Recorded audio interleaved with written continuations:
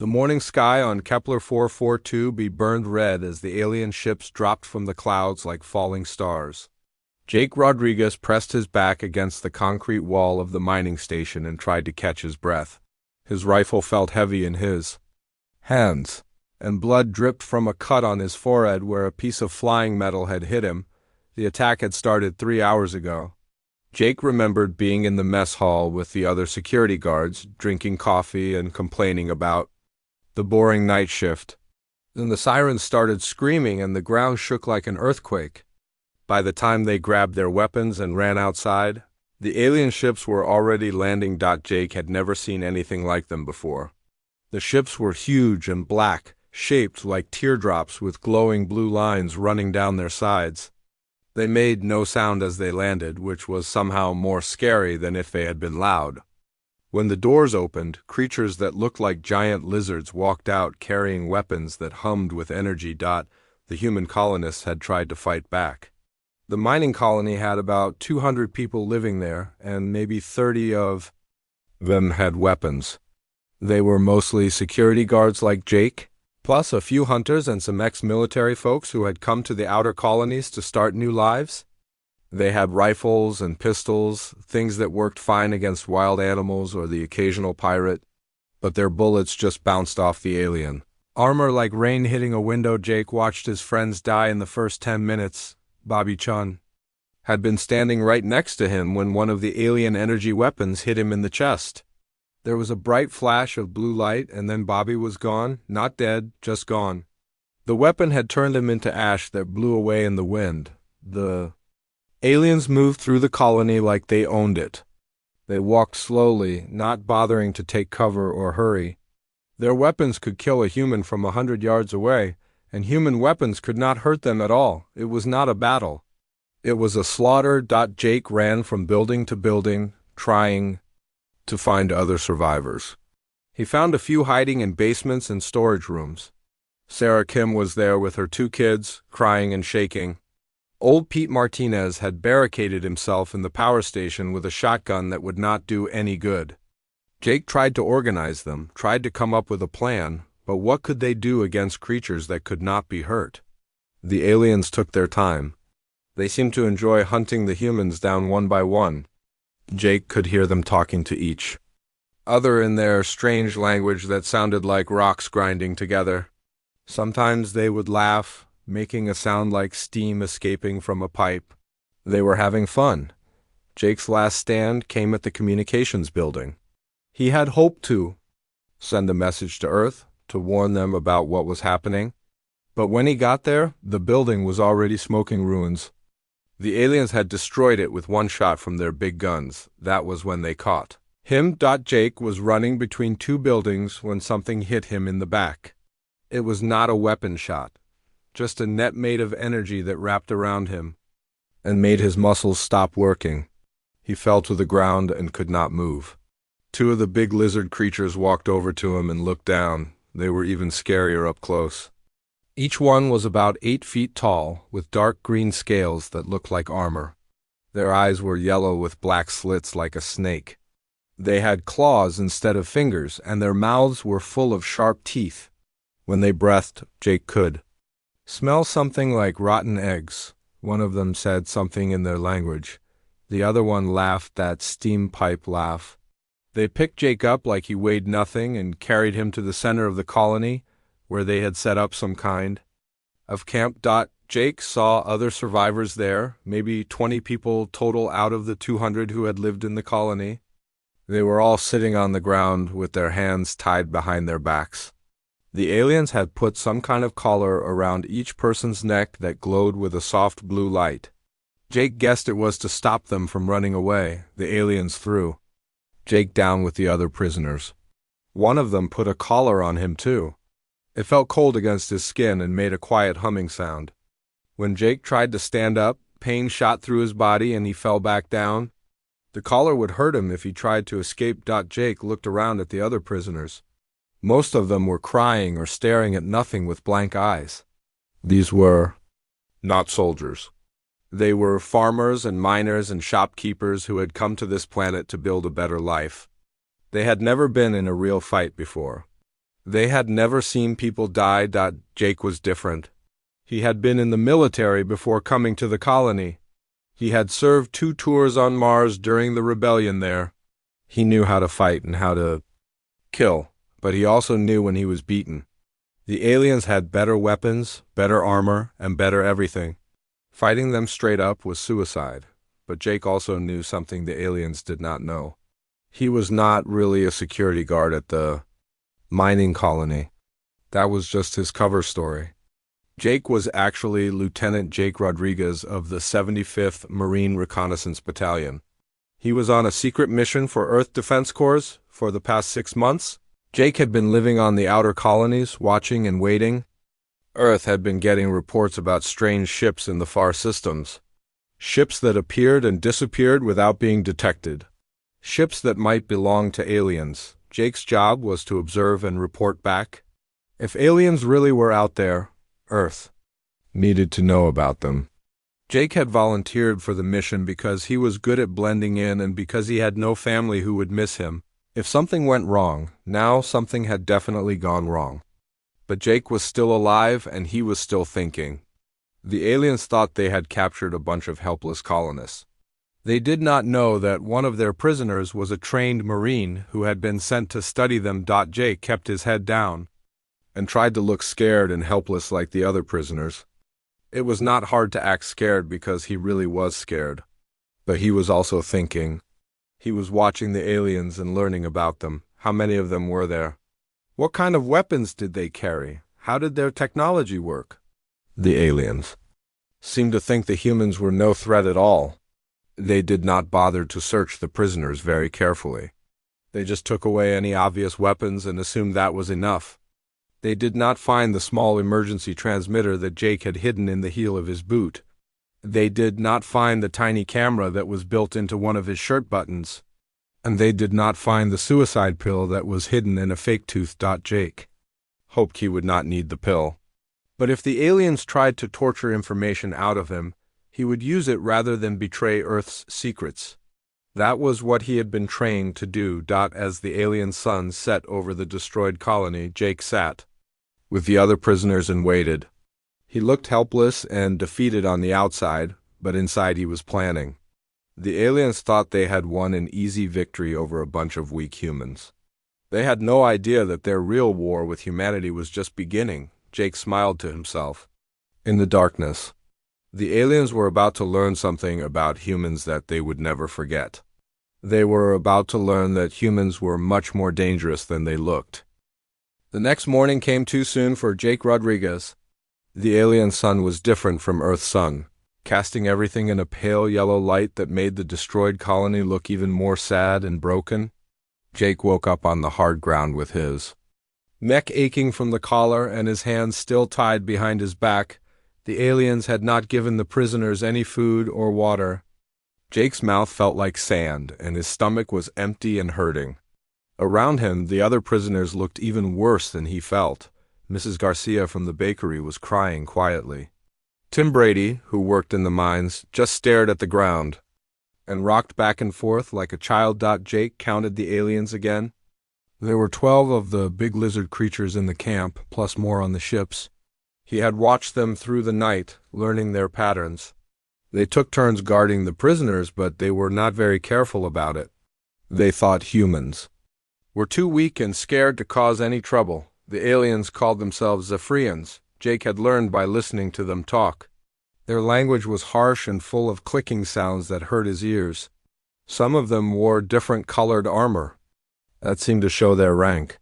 The one with the darkest armor appeared to be their leader. That leader was walking toward the prisoners now. He was bigger than the others, maybe 9 feet tall, with scars across his face that looked like they came from fighting. His armor had gold markings on it, and he carried a weapon that was fancier than what the other aliens had. When he walked, the ground seemed to shake a little under his weight. The alien leader stopped in front of the group of prisoners and looked down at them like a farmer looking at chickens.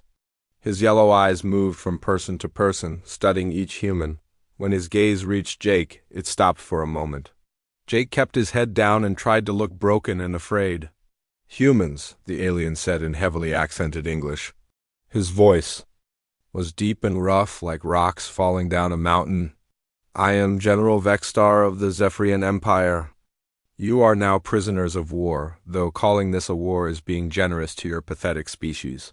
Some of the other prisoners whimpered when they heard his voice. The alien general seemed to enjoy their fear. He walked closer, his claws clicking. On the concrete ground? Your colony has fallen in less than 1 day, General Vexstar continued. Your weapons could not even scratch our armor. Your defenses were like paper in the wind. And now you sit here, defeated and helpless, waiting for us to decide what to do with you. The general stopped directly in front of Jake. You there? He said, pointing one long claw at Jake's face. Look at me when I speak. Jake slowly raised his head and met the alien's yellow eyes. He tried to make his expression show nothing but fear and defeat. Inside, though, he was studying the general's face, memorizing every detail that he could report back to Earth if he ever got the chance. What? Is your name human? General Vexstar demanded. Jake Rodriguez, Jake said quietly, making his voice shake a little. I was just a security guard here. I never hurt anyone. The general laughed, making that horrible steam pipe sound that Jake had heard the night before. The other aliens joined in, their laughter echoing off the ruined buildings around them. Hey! Security guard, the general repeated, still laughing. You were supposed to protect this place? You could not protect a child's toy box. He turned to his officers and said something in their language that made them laugh even harder. General Vexstar looked back at Jake with something that might have been pity if it came from a human. Look at you, he said. Small, weak, soft. Your skin looks like it would tear if I breathed on it too hard. Your muscles are like those of a sick child. How did your species ever manage to leave your home planet? Jake said nothing. He just stared at the ground and tried to look ashamed. I have conquered 17 star systems, the general continued, his voice getting louder and more proud. I have destroyed armies that fought with honor and skill. I have faced warriors who could kill 10 enemies with their bare hands. But humans, you are not warriors, you are barely even prey.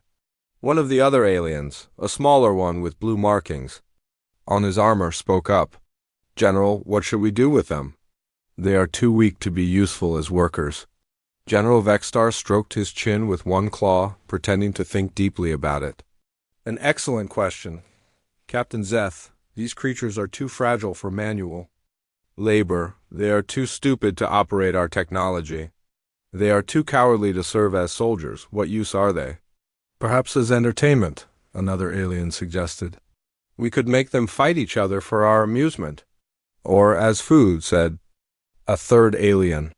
I have heard that some species consider human meat a delicacy. The prisoners gasped and cried when they heard this. Mrs. Garcia started sobbing loudly. Tim Brady threw up on himself.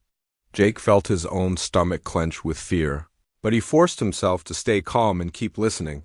General Vexstar waved his hand dismissively. No, too much trouble for too little reward. I think we will simply eliminate them and be done with it. But first I want to conduct an experiment. The general pointed at Jake again. You security guard, stand up. Jake struggled to his feet, pretending that the collar and restraints made it harder than it really was. He swayed a little as if he was weak from hunger and fear. I want to test something, General Vexstar said. I want to see just how pathetic humans really are in combat. You claim to be a security guard, so you must have some small amount of training, yes? Jake nodded slowly. A little bit, sir, but not much. I was not very good at it. The general's eyes lit up with cruel amusement. Perfect. I challenge you to single combat, human. You against me? If you win, all of the prisoners go free? If you lose, which you will, you all die immediately instead of slowly. The other aliens cheered and clapped their claws together. They clearly thought this was the funniest thing they had ever heard. Some of them started making bets on how quickly their general would kill the weak human. Jake looked around at the other prisoners. They were all staring at him with desperate hope in their eyes, even though they knew he had no chance. What could one human security guard do against an alien general who had conquered star systems? I will even give you a weapon, General Vextar said generously. He gestured to one of his soldiers who brought over a human rifle. It was one of the weapons they had taken from the colonists the day before. There, now it is fair. Jake took the rifle with hands that he made tremble slightly. He checked it quickly and saw that it was loaded with a full magazine. The aliens were so confident in their superiority that they were giving him a real weapon. The combat will take place in 1 hour, the general announced. I want to give you time to prepare yourself for death. Use it to pray to whatever pathetic gods your species worships. As General Vextar walked away, laughing with his officers, Jake sat back down and held the rifle in his lap. The other prisoners looked at him with mixtures of hope and pity. They knew he was going to die, but they were grateful that someone was willing to try. Jake closed his eyes and began to plan. The aliens thought they were about to watch their general easily crush a weak human. They had no idea that they were about to see what a trained Marine could do when he finally stopped, pretending to be helpless. The hour passed slowly for Jake Rodriguez. He sat on the ground holding the rifle and watching the aliens prepare for what they thought would be easy entertainment. They had cleared a large circle in the center of the ruined colony, marking it with glowing stakes that hummed with energy. Other aliens were arriving from the ships to watch the show. Jake counted at least 30 aliens now, all gathered around the combat circle. They were laughing and making bets on how long the human would last. Most of them seemed to think it would be over in less than a minute. A few optimistic ones gave Jake 2 minutes before General Vextar killed him. The other human prisoners sat nearby, still tied up and collared. They watched Jake with sad eyes, knowing they were about to see their only hope die. Mrs. Garcia had stopped crying and was whispering what sounded like prayers. Tim Brady just stared at nothing, his mind broken by everything he had seen. Jake checked his rifle one more time. It was a standard human military weapon, the kind they gave to colony security forces.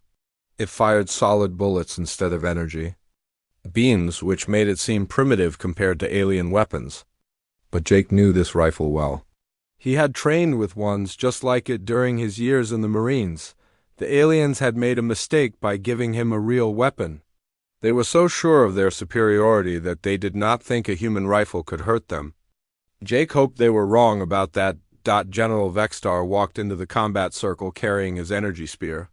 The weapon was as long as Jake was tall, with a glowing blue tip that crackled with deadly power. The general's armor looked even more impressive up close, with layers of metal and energy shields that shimmered in the alien sunlight. "Are you ready to die, human?" the general called out. His voice carried easily across the circle. Full of confidence and cruel amusement, Jake stood up slowly, still pretending to be weak and scared. He stumbled a little as he walked toward the circle, making the aliens laugh even more. When he reached the edge of the combat area, he stopped and looked up at the towering alien general. "I have a question before we start," Jake said quietly. General Vextar raised his head in surprise. "A question? How amusing. What could a pathetic creature like you possibly want to know?" Jake's voice was still quiet, but somehow it carried to every alien in the crowd. "I want to know how many planets you have attacked before this one." 17 star systems, the general said proudly. Hundreds of worlds. Millions of beings who thought they could stand against the Zephyrian Empire. All of them now serve us or feed our crops with their bones. Jake nodded thoughtfully. "And how many of those were human worlds?" The general laughed. "All of them, in this sector. Your species is spread thin across many worlds, trying to claim territory you are too weak to hold. We have swept through your colonies like fire through dry grass." "I see," Jake said. He was quiet for a moment, and when he spoke again, his voice had changed. It was no longer shaking with fear. It was calm and steady, like a teacher explaining something to a student. "You have been fighting farmers and miners and shopkeepers, people who left Earth to start new lives in peace." Something in Jake's tone made General Vextar pause. The alien's yellow eyes narrowed as he studied the human more carefully. Jake continued, his voice getting stronger. "You conquered 17 star systems full of civilians, families with children, old people who just wanted to grow food and build homes, And you think that makes you great warriors? What are you saying, human? The general demanded. His voice was not as confident as before. Jake straightened up to his full height. The scared, beaten look disappeared from his face like a mask being pulled away. When he spoke, his voice carried the authority of someone used to giving orders in life-or-death situations. I am saying that you have never actually fought humans, General. You have been killing innocents and calling it conquest. The circle fell silent. The aliens stopped laughing and started looking confused. This was not how the weak human was supposed to act. Jake reached into his torn shirt and pulled out a small metal object. It looked like a coin, but it glowed with a soft blue light. He held it up so everyone could see it. My name is Lieutenant Jake Rodriguez, 75th Marine Reconnaissance Battalion, Earth Defense Corps, serial number 2847 Delta 9. And this colony was bait. General Vexstar took a step backward. Impossible. Our intelligence showed no military presence here. Your intelligence was right, Jake said with a cold smile. There was no military presence here when you attacked. Just me watching and learning. Everything I could about your ships, your weapons, and your tactics. The alien general's claws tightened around his energy spear. You are lying. No human would sacrifice an entire colony just to spy on us. Jake's expression became even colder. We evacuated the real colonists 3 weeks ago. Everyone you killed. Yesterday volunteered to stay behind and maintain the illusion. They died to give Earth the intelligence we needed about your forces. The implications of this hit the aliens like a physical blow. If the humans had known about the attack in advance, if they had been studying Zephyrian tactics, then what else? Did they know? Jake pressed the glowing device in his hand. It started blinking faster, sending out a signal that the alien sensors could not detect because it used quantum encryption technology that was beyond their understanding. You see, General, humans have been preparing for this war since the first reports of strange ships in our outer territories. We have been watching you, learning about you, getting ready for you, and now you have given us everything we need to know. General Vexstar raised his energy spear, pointing it at Jake's chest. Enough lies. Even if what you say is true, you are still just one human against the might of the Zephyrian Empire. I will kill you now and end this foolishness. Jake looked at the weapon aimed at his heart and smiled. You still do not understand, do you? You think this is about me fighting you. But I am not here to fight you, General. I am here to keep you busy until the real fighters arrive. The alien's yellow eyes went wide with sudden understanding. What have you done? I have been broadcasting everything that happened here directly to Earth Defense Command, Jake said. Your ship positions, your weapon capabilities, your tactical formations. Everything. And 30 minutes ago, when you challenged me to this combat, I sent a priority signal that means target acquired and ready for elimination. The first human warship decloaked directly above the Zephyrian camp, its angular hull blocking out the alien sun. It was followed by another, then another, until the sky was full of sleek ships that seemed to appear from empty space. General, Vexstar looked up at the human fleet with growing horror. Your ships, they are larger than ours. More advanced. How is this possible? Jake's smile became predatory. Did you really think we would send our families to live on distant worlds without the means to protect them? Every human colony is covered by Defense Corps ships. We just kept them hidden until we were ready to use them. Warning alarms began blaring from the Zephyrian ships. Panicked voices shouted in their harsh language as they realized they were surrounded and outgunned. You wanted to see what humans are capable of in combat, Jake said, raising his rifle and aiming it at the alien general's head. Allow me to show you. The battle for Kepler 442b was about to begin, and for the first time in their history, the Zephyrians were about to learn what it meant to be prey instead of predators. The first shots came from the human ships above. They were not the bright energy beams that the aliens used, but something much worse. Solid metal projectiles moving at incredible speed slammed into the Zephyrian vessels, punching through their energy shields like they were made of paper. General Vexstar watched in horror as one of his battleships, A massive vessel that had destroyed entire planets was torn apart by human weapons in seconds. The ship's armor cracked and split, atmosphere rushing out in glowing streams as the hull came apart. "Impossible," the general whispered. "Our shields are the strongest in the galaxy." Jake kept his rifle aimed at the alien's head. "Your shields work against energy weapons. But humans never stopped using good old-fashioned bullets. We just made them bigger and faster." The sound of the battle above was deafening. Explosions lit up the sky as Zephyrian ships tried to fight back, but their energy weapons seemed to have no effect on the human vessels. The human ships moved with deadly precision, working together like a pack of wolves hunting prey. Captain Ryan Murphy's voice crackled from Jake's communication device. "Lieutenant Rodriguez, this is Captain Murphy aboard the Ed's Vengeance. Are you ready for extraction?" "Not yet, Captain," Jake replied, never taking his eyes off General Vexstar. "I still have some business to finish down here." The aliens on the ground were panicking. Some of them ran toward their ships, but the human fleet was targeting the landing craft with surgical precision. Explosions bloomed across the colony as alien vessels were destroyed before they could take off. "General," Vexstar raised his energy spear with shaking hands. "You will not live to see your victory, human. I will kill you myself." The alien lunged forward, his massive form moving faster than something that size should be able to move. The energy spear left a trail of blue fire as it cut through the air toward Jake's chest. Jake moved like he had been trained to move, like he had practiced 1,000 times in combat simulations. He dropped to one knee and rolled to the side, the alien's weapon passing inches from his head. As he rolled, he brought his rifle up and fired 3 quick shots. The bullets struck General Vexstar in the chest, but they did not penetrate his armor. The alien stumbled backward, more surprised than hurt.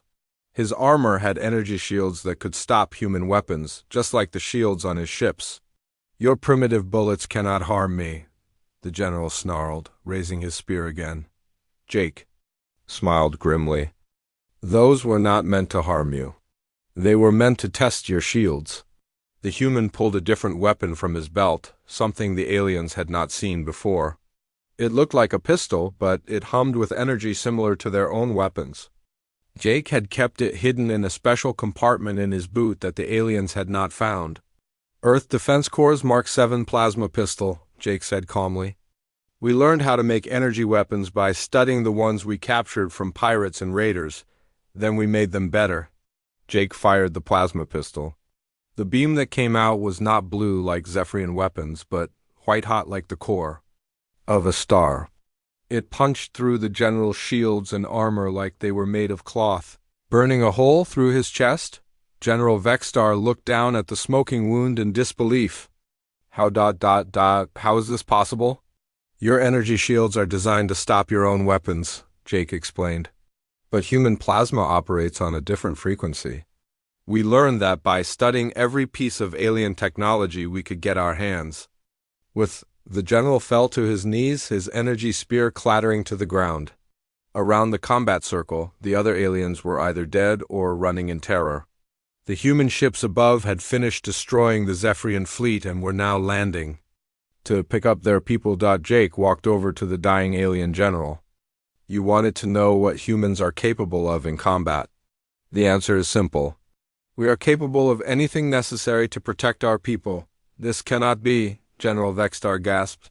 "We are the superior species. We have conquered galaxies." "You conquered primitive worlds that could not fight back," Jake corrected. "The moment you faced a species that could match your technology and exceed your tactics, you lost." The general tried to speak again, but blood was coming from his mouth. His yellow eyes were growing dim. Jake knelt down beside him. "Before you die, General, let me tell you something that your empire needs to understand. Those 17 star systems you conquered, we let you have them. We evacuated the people and left volunteers to make it look like you had won easy victories." The alien's eyes widened in horror. "We have been watching you for months," Jake continued. "Every move you made, every tactic you used, every weakness you showed, we learned it all. And while you were busy killing farmers and shopkeepers, we were preparing for war. General Vextar made one last effort to speak. Our empire has thousands of ships, millions of warriors. And we have been preparing for all of them, Jake said quietly. Did you think Earth would send colonists to distant worlds without the means to protect them? Every human colony has defense corps ships nearby. Every human world has weapons and soldiers ready to fight. The general's breathing was getting weaker. Jake could see the life leaving his eyes. Your empire made one critical mistake, Jake said. You assume that because humans look weak, we think like prey. But we are not prey, General. We are predators. We have been the dominant species on our world for thousands of years because we are very good at killing things that threaten us. General Vextar tried to reach for his fallen weapon, but his strength was gone. His hand fell to the ground, and he was still. Jake stood up and looked around the ruined colony. Human soldiers were landing from the ships above, securing the area and checking on the prisoners. The Zephyrian threat to this world was over. Captain Murphy approached Jake, his armor marked with the insignia of the Earth Defense Corps. He was a tall man with gray hair and the confident bearing of someone who had fought in many battles. Lieutenant Rodriguez, the captain said, saluting. Mission accomplished, I see. Jake returned the salute. Yes, sir. We have complete intelligence on Zephyrian tactics, weapons, and ship designs. Plus, we eliminated one of their top generals and his entire fleet. Excellent work. Admiral Carter will be pleased. Captain Murphy looked down at the dead alien general. I assume this is the one who thought humans were weak? Yes, sir. He learned differently. Captain Murphy nodded. They always do. How are the prisoners? Jake looked over at the human colonists who were being freed from their collars and restraints by the rescue teams. They looked shocked and confused, but they were alive. They are scared but unharmed, sir. They played their parts perfectly. Without their sacrifice, we would never have gotten this close to a Zephyrian command ship. Their sacrifice will be remembered, the captain said solemnly, and their families will be told that they died as heroes, fighting for humanity's future. Jake nodded. The volunteers who had stayed behind to maintain the illusion of a normal colony had known they were probably going to die. They had done it anyway, because they understood that the intelligence gathered here could save millions of human lives. What are our orders now, sir? Jake asked. Captain Murphy smiled, and it was not a pleasant expression. Now we take this.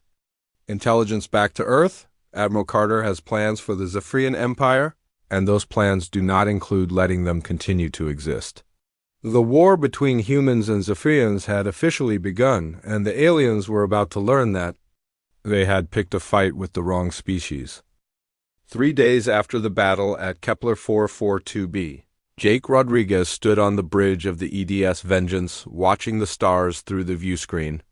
The ship was heading back toward Earth at maximum speed, carrying intelligence that would change the course of the war. Admiral Susan Carter appeared on the main screen as a hologram. She was a woman in her 50s with silver hair and sharp blue eyes that had seen many battles. Behind her, Jake could see the command center of Earth Defense Headquarters, busy with officers planning humanity's next moves. Lieutenant Rodriguez, the admiral said, her voice carrying the authority of someone who commanded fleets of warships.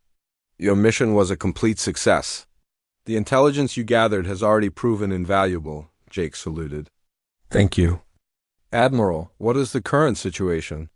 Admiral Carter's expression became grim.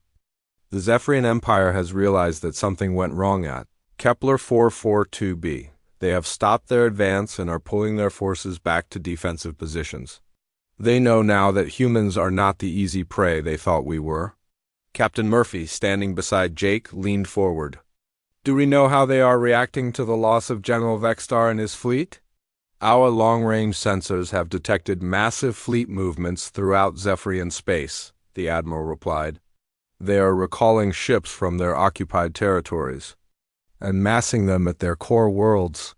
It appears they are preparing for a major defensive campaign. Jake nodded. This was exactly what Earth had hoped would happen. The Zephyrians were scared, and scared enemies made mistakes. Admiral, What about the other human colonies? Jake asked. Are they safe? Admiral Carter smiled, and it was not a kind expression. The Zephyrians have completely withdrawn from human space. All 17 systems they conquered have been abandoned. Our colonists are already returning to rebuild their homes. This news brought a cheer from the bridge crew of the Vengeance. After months of watching aliens destroy human settlements, it felt good to know that the tide had turned. But we are not stopping there, the Admiral continued. The President has authorized Operation Homecoming. We are going to make sure the Zephyrian Empire never threatens human space again. Captain Murphy raised an eyebrow. A full offensive campaign, Admiral? More than that, Captain. We are going to show the galaxy what happens when someone attacks humanity. Admiral Carter's image shifted to show a star map with dozens of red dots marking Zephyrian positions. Intelligence estimates that the Empire has about 2,000 ships spread across 50 star systems. Jake felt a chill run down his spine. 2,000 ships was an enormous fleet, far larger than anything humanity had ever faced before. The Admiral seemed to read his thoughts. I know what you are thinking, Lieutenant. 2,000 ships sounds like impossible odds.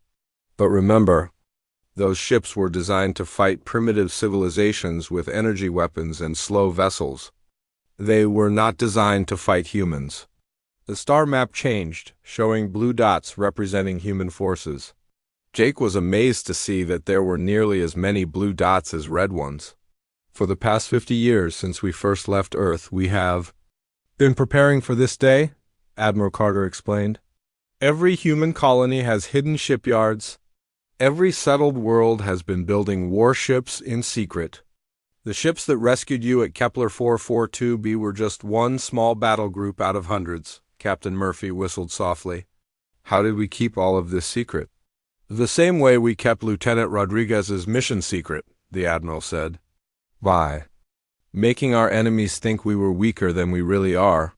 The Zephyrians saw what we wanted them to see, farmers and miners with hunting rifles. They never looked deeper. Jake thought about all the colonists he had known over the years, all the people who seemed like simple farmers or shopkeepers. How many of them had actually been soldiers or engineers or scientists working on humanity's secret preparations for war? What is our first target, Admiral? Jake asked. Admiral Carter's image changed again, showing a single star system with multiple planets, the Kepler 438 system. It is a major Zephyrian military base with shipyards and weapon factories. Intelligence suggests they have about 100 ships stationed there. When do we attack? Captain Murphy asked. The assault begins in 72 hours, the Admiral replied. Admiral Chun will command the operation with a force of 300 ships. It will be the largest human fleet ever assembled. Jake felt his heart racing. After months of hiding and pretending to be weak, humanity was finally going to show its true strength.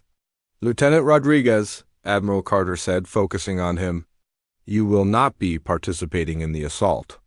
You have a different mission. Jake was disappointed but tried not to show it. What are my orders, Admiral? You are going to Earth, she said. The President wants to meet the man who made this victory possible. After that, you will be assigned to Intelligence Division. We need experienced officers who understand how aliens think and fight. Jake nodded. It made sense, even if he would rather be fighting with the fleet. There's one more thing, Admiral Carter said. Her expression became very serious. The Zephyrian Empire has sent a message to Earth. They want to discuss terms for ending the war. Captain Murphy looked surprised. Already, we have only fought one battle. That one battle taught them everything they needed to know, the Admiral replied. They realize now that humans are not primitive savages with crude weapons. They know that continuing this war could mean the destruction of their entire empire. Jake thought about General Vextar's last words, about the thousands of ships and millions of warriors that the Empire supposedly had. It seemed the reality was not as impressive as the General had claimed. What kind of terms are they offering? Jake asked. Admiral Carter's smile returned, cold and predatory. Complete withdrawal from all human territory. Recognition of human sovereignty over our claimed systems, and reparations for the damage they caused to our colonies. Are we going to accept? Captain Murphy asked. That depends on them, the Admiral said. If they agree to our terms, the war ends. If they refuse, we will show them what human warfare really looks like when we stop holding back. Jake realized that humanity had been holding back. The battle at Kepler 442b had been impressive, but it was just a small taste of what Earth could do when truly threatened. Admiral, what are our terms? Jake asked. Total surrender, Admiral Carter said simply. The Zephyrian Empire will be dissolved. Their military will be disbanded. Their core worlds will be placed under human administration until we are satisfied that they will never again threaten peaceful species. The bridge fell silent as everyone absorbed this. Humanity was not just defending itself. It was preparing to completely destroy an empire that had conquered dozens of star systems. Is that not a bit extreme? Captain Murphy asked quietly. Admiral. Carter's expression hardened. Captain, the Zephyrians murdered millions of innocent people. They attacked civilian colonies. They laughed while they killed families. They showed no mercy to those weaker than themselves. She paused, letting her words sink in. Now they will learn what it means to face someone stronger than they are. Humanity does not forgive easily, and we do not forget. The galaxy needs to understand that attacking humans has consequences. Jake thought about Mrs. Garcia crying over her dead children, about Tim Brady's broken mind, about all the volunteers who had died to maintain the illusion of weakness. The Admiral was right. The Zephyrians deserved whatever punishment humanity chose to give them. The age of human expansion begins now, Admiral Carter continued. For too long, we have hidden our strength and allowed others to think we were prey. No more. From this day forward, the galaxy will know that humanity is the apex predator, and we will not tolerate threats to our people. As the Vengeance continued its journey toward Earth, Jake looked out at the stars and smiled. The Zephyrian Empire had made the mistake of attacking humanity while thinking humans were weak. Now they would learn the truth about what humans could do when they stopped pretending to be harmless. The galaxy was about to have new rulers, and they were called humans.